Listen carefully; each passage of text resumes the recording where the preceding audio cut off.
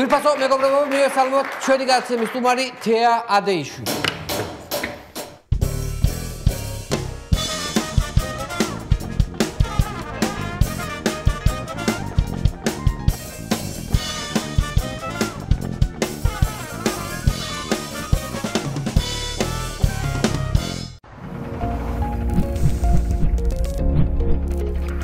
გადაცემის წარმომადგენელია PSP. გადაცემის სპონსორია ბაზარი, ქალაქი ქალაქში, სივრცე გართობისა და დასვენებისთვის. თეა, როგორ ახარ? ძალიან მომენატრე მინდა გითხრა. კამერების სტუდია. იქნება, ყველაფერი იქნება. ბუნდოვნად მახსოვს. თეა, როგორ ახარ?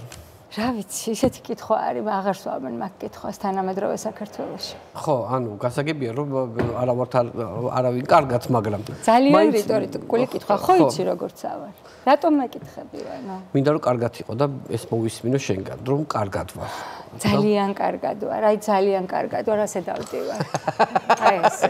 ხო, აი ზუსტად მაგ თემაზე მინდა მე ვიცი რომ რადგან ახლა მთავარი არხი დროებით რაღაცა პაუზა აქვს და მინდა შენს ახალ თემაზე ვისაუბრო სანამ ეთერში ვერ ჩავხარ შენ და ნათია გოგსაძემ დაიწყეთ ძალიან კარგი პროექტი რომელიც არის YouTube-ზე ანუ გადაწყვეტეთ YouTube-ები გახდეთ ხო იმიტომ რომ ესე გადაწყვეტა Deep State-მა Deep State-ის ბრალია ყველაფერი ესე იგი. ჩვენ მაინც ტრადიციული მედიის ჟურნალისტები ვართ, გვყავს პროდიუსერები, რომლებსაც ვთხოვთ. ჩვეულები ხართ. ჭირდება მანქანა, ჭირდება ოპერატორი, სამონტაჟო, სტუდია, განათება და ყველაფერი გვაქვს. ჩვენი მოვალეობაა გადაღება, დაგეგმვა, დაწერა, გაშიფრვა, მონტაჟი და ახლა აი ამ ფუნქციას რაც უკვე ჩამოვთვალე, რაც ვიცოდით, ემატება ისეთი ტექნიკური ამბები, რომელიც ჩვენთვის იყო ძალიან რთული, მათ შორის ფულის და სპონსორის მოძიებაც, იმიტომ რომ თუ გვინდა ვიარსებოთ, სპონსორის გარეშე ჯერჯერობით შეუძლებელია. თან ჩვენ დავიწყეთ დაახლოებით 3 კვირა, მესამე გადაცემა გავიდა გუშინ on time-ზე, ასე ქვია, ჩვენს YouTube-ზე. On time. დაგვალაიქეთ YouTube-ზე როგორ უნდა მოგძებნოთ, რა უნდა ჩავწეროთ search-ში. უნდა ჩაწეროთ on time, მაგრამ on time-ზე ლათინურად უნდა ჩაწეროთ on time, დროულად ასე ქვია. YouTube-ზე უნდა ჩაწეროთ on time, თუ არ ამოაგდო, მაშინ თეა ადეიშვილი ნათია გოგსაძე და ეგრევე ქართულ on time-ს ამოაგდებს. გამოიწეროთ გვერდი და ასე შემდეგ და რაღაცა. თქვენთვის ერთი ხელის დაჭერაა. და ჩვენთვის არსებობის შესაძლებლობა. ჩემთვის ტელევიზია კადრებით მეტყველება, ვიზუალს უდიდესი მნიშვნელობა აქვს და აქ პირიქით გვირჩევენ რომ რაც უფრო მეც ილაპარაკებ და რაც უფრო მოშვებული იქნები და მითენგილი, მით უფრო მეტი მაყურებელი მოვითენგილი იქნება.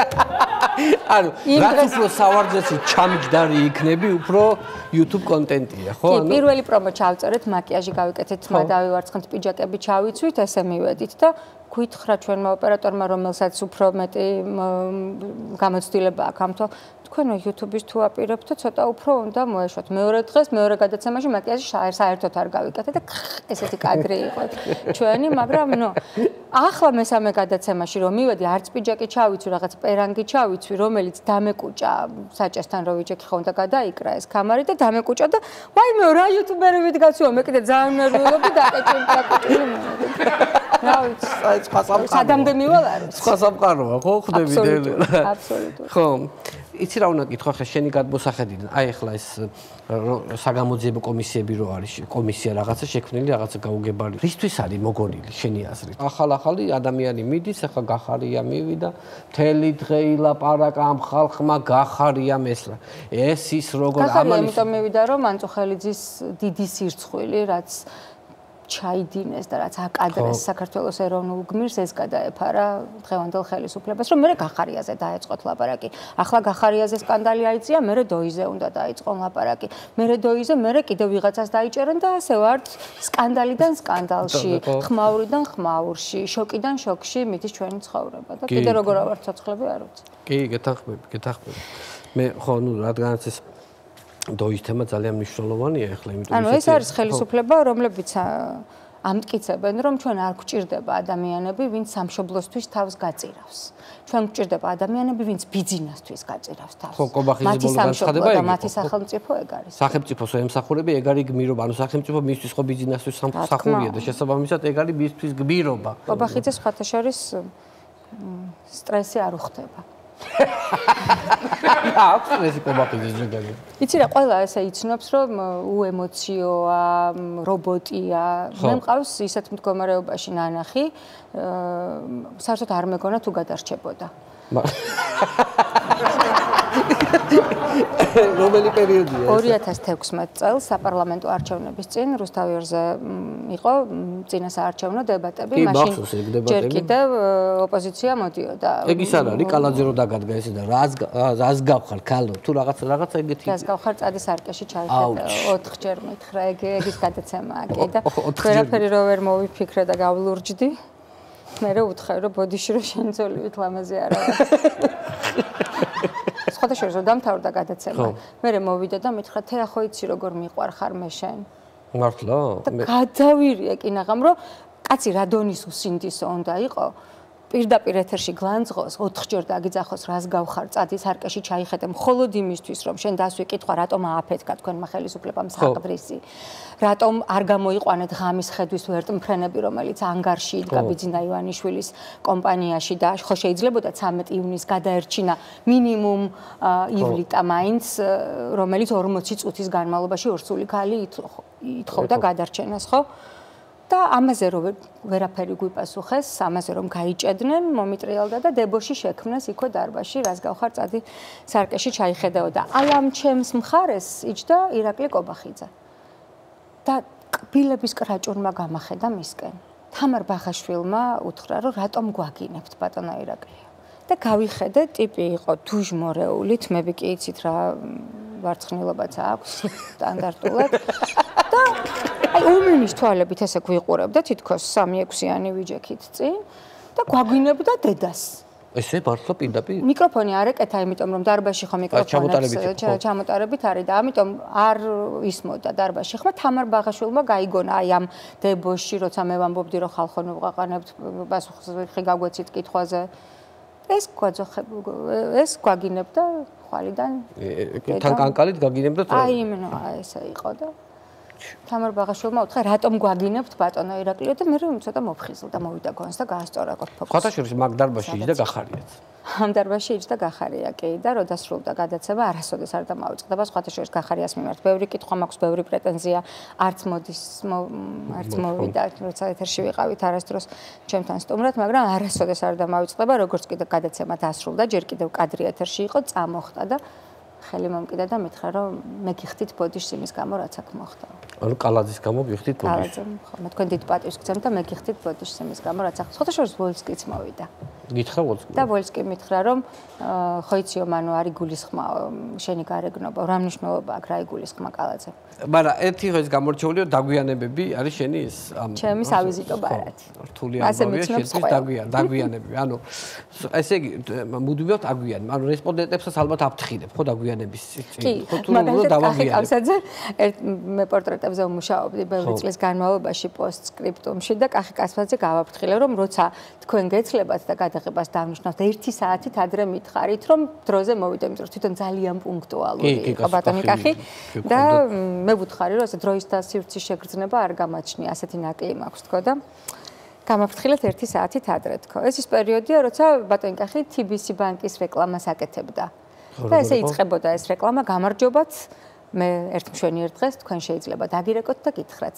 გამარჯობათ, მე ვარ კახი კავსაძე და თქვენ მოიგეთ მილიონი. უი, მახსოვს ეგ რეკლამა რაღაც გათამაშებას ავით იყო, ხო? ეს პერიოდია.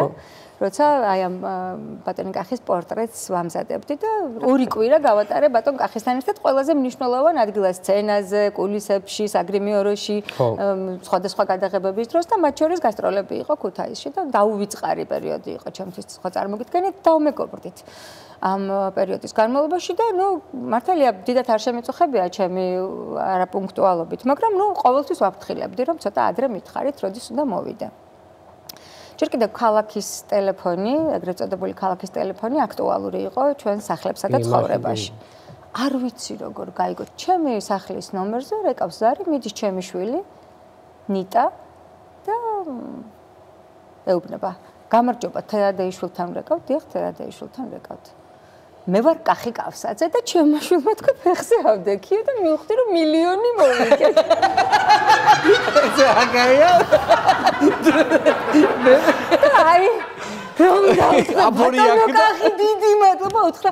გადაღებამ გადაიწია და ორის ნაცვლად პირველ საათზე მოვიდა. კაი, გეგმები მწამებში რა დააწყო ჩემმა შვილმა ჩამოეშალა. მე მინდა გავიხსენო იმედშიც მუშაობდი. კი, იმედში მუშაობდი მისი გახსნის დღიდან. გახსნის დღიდან შენ იმედში მე დროებაში. სანამ გაიხსნებოდა, მანამდე მივედი პირველი არხიდან ალიონიდან გადავედი იმედში. ალიონე პირდაპირ იმედში. დროებაში და მანამდე ნიუსრუმში არ მინდოდა ნიუსრუმის დატოვება, იმიტომ რომ საინფორმაციო სამსახური ჩემთვის ძალიან ბევრს ნიშნავს. ვფიქრობ, რომ ჟურნალისტი, სრულფასოვანი ჟურნალისტი ვერ შედგება თუ საინფორმაციო სკოლა არ აქვს გავიგე. და მე გიორგი თარგამაძემ გადამიყვანა დროებაში და მე უკვე დროებიდან პოსტფაქტუმში, ანუ ბევრი წელია ჩემთვის დასვენების დღეები და ჩემი ვიკენდი მხოლოდ ორშაბათი სამშაბათია. იმიტომ რომ შაბათი კვირა მნიშვნელოვანი დღეებია ანალიტიკური პროგრამები. კვირას გადიოდა სულ ხო? რა შენი პროექტები ყოველთვის კვირას გადიოდა. პოსტფაქტუმიც და დროებაც და პოსტსკრიპტუმიც მოთხოვ. 2005 წლიდან ვმუშაობ კვირის ანალიტიკურ გადაცემებში. ესე იგი, რომელი წელში დაიწყე იმედში? 2003-ში. 3-ში დაიწყე. 2003 წლის აპრილი იყო. 2003-ში ახლა ალბათ ავტობუსით დივდიდი, ხო? თუ რითი დადივდი მაშინ? 2003-ში იცი რა არის, მე ვცხოვრობდი პეროვსკაიაზე, ახვლედიანის ქუჩაზე. და იმედი დიღმში არის. და ნუ მაშინ საზოგადოებრივი ტრანსპორტიც არ იყო ასე აწყობილი. არ იყო რა, ანუ მოკლედ საშინელ რა ქვეყანაში ვცხოვრობთ 2003 წლამდე მოგეხსენებათ 2004-მდე მოდი ასე კონკრეტულად რომ დავაზუსტოთ და ტაქსით მიწევდა ხოლმე სამსახურში მისვლა და საკმაოდ ძვირი მიჯდებოდა და 1-3 თვის მერე ჩემმა კმარმა რომ მიხვდა რომ ხელფასის ნახევარი ჩემ ტაქსებში მიდიოდა მითხრა რომ მოდი მანქანა ხო არ ვიყიდოთო ვიყიდეთ მოკლედ მანქანა ხო ჩამოვიდა ოღონდ ტარება არ ვიცი და არ დაგავიწყდეს რომ ტარება არ ვიცი, მაგრამ მართვის მოწმობა უკვე მქონდა. $100. იყიდე რა, იყიდებოდა მართვის მოწმობა. არა, მართლა იყიდებოდა, რამე კანონს კი არ ვარღვევდით, კაცო, იყიდებოდა. მაშინაც კი როცა მართლა არ ვიცოდი, გადასარევად. ხო და მოკლედ ის რა ქვია, ერთხელაც მოვიპარე ეს ჩემი მანქანა საკუთარი სახლიდან. მაგრამ მივხვდი რომ არ ვიცი ტარება რა დავძარი მივხვდი რომ ვიღაცას დავეჯახები და მოკლედ სასწრაფოდ მოვძებნეთ ისეთი ადამიანი ვინც მასწავლიდა ვინც პროფესიონალია ამ ამბავში ხო და მოკლედ ისა რა ქვია ავიყვანეთ ბატონი დემური რომელსაც ყავდა ესეთი ორსაჭიანი მანქანა და მე მეგონა მე ვატარებდი მაგრამ სინამდვილეში ის ატარებდა და თან მასწავლიდა თან ისეთი წესიერი კაცი ატკბილი რაჭველი ესე მომაკითხავს დილით, თან სამსახურშიც არ მაგვიანდება, იმიტომ რომ იმ კაცს ხო ვერ ვალოდინებ. ჩამოვდივარ, ჩემი თავი მომყავს, სინამდვილეში 10 ლარს ვიხდი და მოკლედ გადასარევი ესეთ კომბინაცია გამომივიდა. ჩვენი პროდიუსერი იყო, ახლა ჟურნალისტიკაში არის სხვათა შორის უკვე ბრიტანეთში მოღვაწეობს თავისი არაჩვეულებრივი გადაცემა აქვს იქ მაცოცო ცხოვრებაშვილი. მაცოცომ თქვა რომ ვემ რა კარგი ის არისო მეც მინდა მანქანის ყიდვა და მომეციო რა დემურის კი რა უბრალოდ ნაყიდი აქვს მაცოცოს მანქანა და უნდა რომ მანაც არ იცის ასე მეც ესე მოვალ ხოლმე გავიყიდე ამ ტაქსებითო და ჩართვაზე მაგვიანდება 8 საათი სრულდება უნდა პარლამენტში მივიდე და ჩავერთო პირდაპირ ეთერში პარლამენტიდან უცებ გავშალე ჩემი ტელეფონი მივეცია ამ ბატონ დემურის ტელეფონი და გავცვალეთ ესე ნომრები მე და მაცაცომს თავისი მომცა და გადაუგზავნე ამ დემურ მაისურაძის ტელეფონი და წამოვედი ჩართვაზე. ვიმეორებ თემას რომელზეც უნდა ვილაპარაკო ეთერში. ამასობაში აი ლაგუნავერესთან ვარ დაახლოებით მირეკავს დარგობრივი ეკონომიკური კომიტეტის თავმჯდომარე იყო დემურ გიორხელიძე. ნუ ვიფიქრე რომ ამ გამეინფორმაცია უნდა მომდის ან პარლამენტში ეკონომიკის თემაზეც მუშაობდი მე და დიახ ბატონო დემურ თქო გისმენთ თქო და ხოც რაღაცნაირი ხმა აქვს და გამარჯობა რა უნდა გითხრა იცი შენი სახელით დამირეკა ახლა ერთმა ქალბატონმა ვიფიქრე ახლა ამას ჩემი სახელით ვინმე რატო დაურეკა რა გასწავლე ერთი ისეთი მე შენ მეგობარსაც რო უნდა ვასწავლო თან ჩემს მანქანაში და თან საღამოს საათებში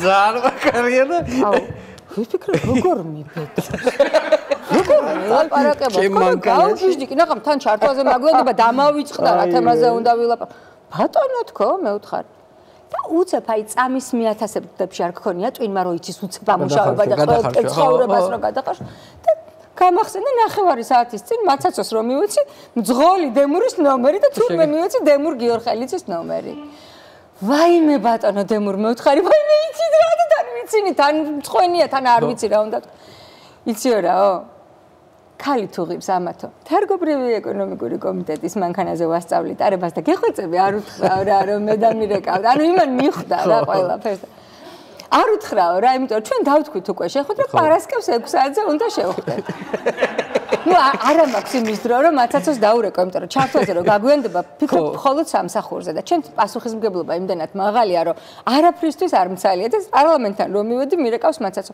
თე ჯერ შენ რედაქტორია თე ჯერ შენ ჩართვა არ არის და რა უნდა კითხრა იციო შენ ხომ მითხარიო რომ ის კაციო ძალიან წესიერი კაციაო და ძალიან პატიოსანიო და ძალიან ისეთიო დაურეკეო და ვუთხარიო რომ იცითო რა ესე ბატონო დემურო თეა მომცაო თქვენი ნომერიო და თეას რო ასწავლეთო მეც მინდაო რომ ასწავლეთო მე კი მყავს მანქანაო მაგრამ მოდითო ჯერ თქვენ მანქანაში დავიწყოთო მე ჩვენთან დავჯდე გადმოვჯდეთო ჩემთან როგორც საღამის საათებში მირჩევნიო რა გინდა რომ იფიქრო რა გინდა რომ მაგ დროს იფიქრო და მე მაგითხრა თქო მე ვთხარ და მე ვყავ დემურ გიორხელიძესთან ხოლმე გაფრთხილებული ვარო არ უთხრა ასე მითხრა კი გენაცვალე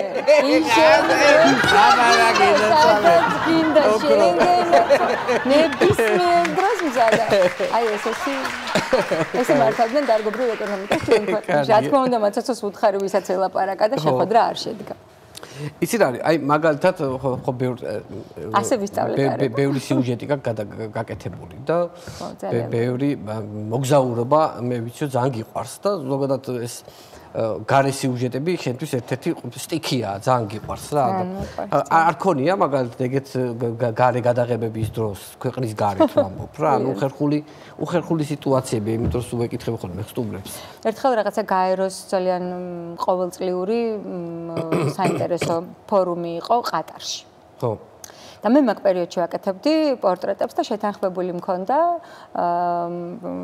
ინტერვიუ დიზაინერთან, რომელიც ძალიან მიყვარს და მომწონს, ეს არის ირაკლი ნასიძე.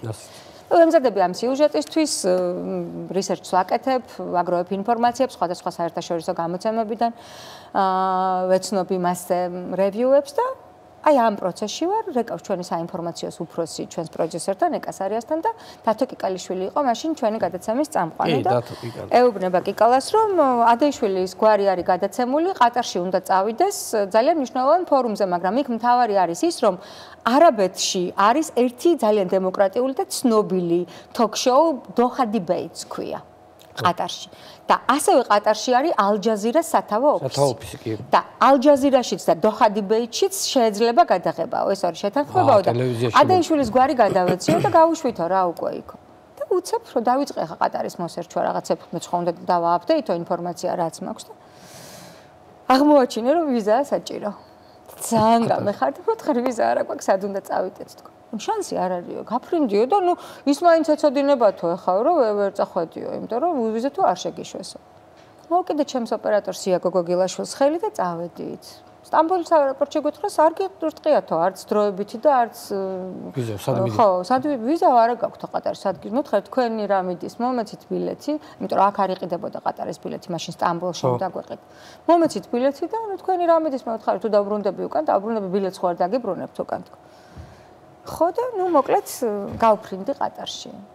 და სანამ აეროპორტში ვემზადები ყატარის რეისისთვის კიდე ვკითხულობ მონაცემებს მათ შორის Doha Debates-ზე და რაღაცებს და აღმოვაჩინე რომ სავიზო რეგულაციების დარღვევისთვის შეიძლება აღმოჩნდე ყატარის ციხეში. დაგაპატიმრო? ხო, ანუ დაგაპატიმრო. ვარ შენ პატრონს. და მიდიხარ. ყატარში, ქალი ციხეში. ანუ მივხვდი რომ ძალიან ცუდი პერსპექტივა მელის წინ. იმ შემთხვევაში თუ დამიდასტურდება და წესი დამიდასტურდება სავიზო რეგულაციები არა მაქვს ვიზა, ნუ. ჩავფრინდით იქ და საპასპორტო კონტროლზე მეუბნებიან, რომ რაღაცას ერთმანეთს ეუბნებიან არაბულად. გავიხედე ჰორიზონტზე გამოჩნდა თეთრ კაბაში ჩაცმული და პოლიციის ჟილეტები მოწმული პოლიცია სასაზღვრო პოლიცია, ხო. მივხვდი, რომ ისეთი სახე აქვთ, როგორც მასპინძლები არ გვხვდებიან, როგორც პოლიციელები სადღაც მიგვიძღვებიან და წაკითხული მაქვს თან, რომ მივხვდი, რომ აი სადღაც იზოლატორში უნდა გადაგვიყვანო და იაგომ თქვა, ადე კახელია იაგო და ადე კახურად მითხრა რა, აღარ აგვყავს. პატრონი. ხო და ამოვიღე თან არ მინდა რომ ტელეფონით რომ დამართვან ტელეფონი არ მინდა და ამოვიღე ტელეფონით და ჩემს პროდიუსერს მიწერე რომ დაგვიჭირეს თქვა. აეროპორტში დაგვიჭირეს, დაგვაკავეს. მოვასწარი გაგზავნა, ხო? მოვასწარი გაგზავნა მესიჯის. ერთი რაც ვიფიქრე, როგორც ჟურნალისტისთვის, კაი თავგადასავალი იქნება, მაგრამ თავგადასავალს გამოვიტან თუ არა ციხიდან, ეგ წინასწარ არ ვიცი. და მივედით, აი, უკვე ვხედავ გისოსებს, რაღაც პოლიციის განყოფილებას და აქეთ მოძრაობა დავინახე, რაღაცა ხალიჩა გამოაგორეს ესე, წითელი. და რომ უნდა შევიდეთ გისოსებისგან, უცებ ვიღაც ტიპები გამოვიდნენ აქედან და ესე შემოგვატრიალეს და ამ წითელ ხალიჩაზე უკვე სრულიად სხვა სახით ხელებით წინ ვარდის ფურცლებს გვიყრია, რაღაცეებს გვიფერენ, გასხურებენ, გვინიავებენ ამ ვერებს. ანუ რა მოხდა რეალურად? ანუ ჩემმა პროდიუსერმა სასწრაფოდ დარეკა უთხრა რომ ადეიშვილი დაიჭირეს დოხას აეროპორტში, იქ უკვე პროტოკოლი გველოდებოდა პრეზიდენტ სააკაშვილის და იმათ უთხრას ვინ დაიჭირეთ გიჟები ხო არა ხართო და სასწრაფოდ მიგვიყვანეს რიც კარლტონში. მიშა დარეკა წითელი ხალჭა მიშა დარეკა პროტოკოლმა დარეკა და პროტოკოლი გვეუბნებოდა გეხვეწებიო რაც გაიარ მე მწვანე ვიყავი კაცო. გადაგიშალეს ის ხო არც ვიზაგა კორსიზი დამჭირდა და ასე შემდეგ და ესა რა ქვია გოგა გორგილაძეს რა ვქნა ხა თქო მე ვთხარი ინტერვიუ უნდა ჩავწეროთ და დღესვე იმიტომ რომ მე მიდის დებატებზეო და მანამდეო თუ გინდაო რაღაცის მოწერაო მოსწრებაო ეხლაო ჩაწერეო და მე ვთხარი გოგა არაფრისთვის არა ვარ მზად მიკანკალებს ყველაფერი კინაღამ ციხეში კინაღამ გამამათრახეს მე ვთხარი ეხოცები ეგ არ მოუყვეო ძალიან გთხოვო ერთადერთი ფურცელი მქონდა ფარატინა ელჩი წერდა რომ ჟურნალისტი ნამდვილად ვადასტურებ რომ ეს ჟურნალისტი ნამდვილად ჟურნალისტია და ამას დავაფრიალებდი, მაგრამ კინაღამ გადამაჭამეს ის ფურცელი კაცო, ის რაში აინტერესებდა და ну მოკლედ აი ესე წითელი ხალიჩით ვარ ნამყოფი ყატიში. უვიზოთ. თეა, უღრმესი მადლობა მინდა გადაგიხადო. მინდა რომ წარმატებები გისურვო, მინდა რომ ეთერში დაბრუნება ძალიან მალე ვიხილო შენი. მინდა შენს YouTube არხს და ნათიასაც ჩემგან მოკითხვა. წარმატებები ვუსურვო. მე მინდა დაგპატიჟე ჩვენს ეთერში. მოდი ვილაპარაკოთ. შენ იუმორის დონესაც შევამოწმოთ და თულად დასათანხმებელი რესპონდენტი ვარ, მაგრამ იცი რა რითი მინდა რომ 10 ჯერ დამირეკოს პროდიუსერმა, მაგრამ პროდიუსერი არ აკავს, შენ უნდა დამირეკო, ხო?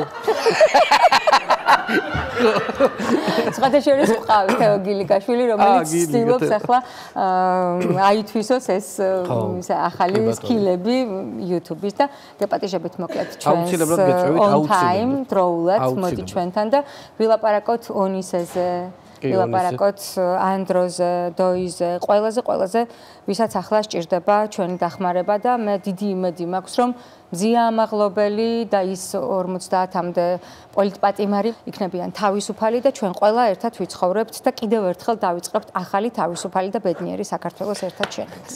მადლობა ძალიან დიდი მინდა აღდგომის ბრწყინვალე დღესასწაული მოგილოცო ორ დღეში აღდგომა და ჩვენი პარტნიორისგან ესეთი არაჩვეულებრივი სააღდგომო პასკა გადმოგცა სანდომისგან და მიირთვა სანდომი ყველაზე ტკბილი ზღაპარი.